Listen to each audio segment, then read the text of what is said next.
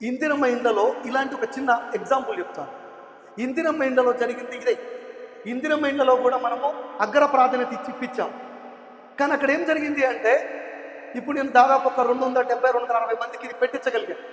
వాళ్ళందరికీ నాకు కాల్ చేస్తున్నారు, మెసేజ్ పెట్టిన వాళ్ళకి స్పందించారు.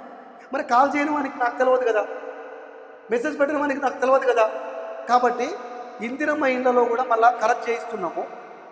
ఇందిరమ్మ ఇండ్లకు కూడా మనం ఇదే పని చేద్దాం.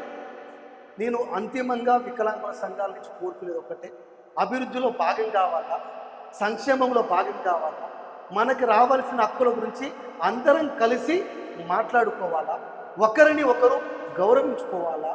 తప్పు చిరంజీవి చెప్తాడు ఒక మాట, చెడైతే చెవులో చెప్పు, మంచి అయితే 10 మందిలో చెప్పు అని. నేను ఇంతకు మించి నేనేం కోరుకోవట్లేదు సోదరు. నాకు ఈ అవకాశం వచ్చింది, ఏళ్ల తరబడి ఫైట్ చేస్తేనే వచ్చింది.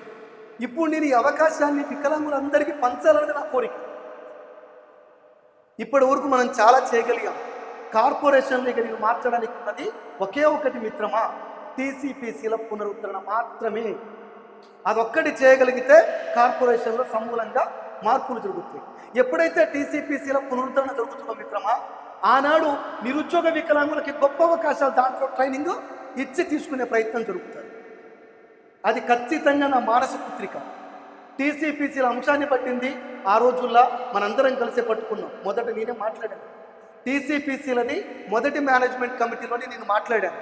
కానీ 2 గంటల టైం అప్పటికి 7 అవర్స్ అయింది, ఆ టైం దొరకలేదు.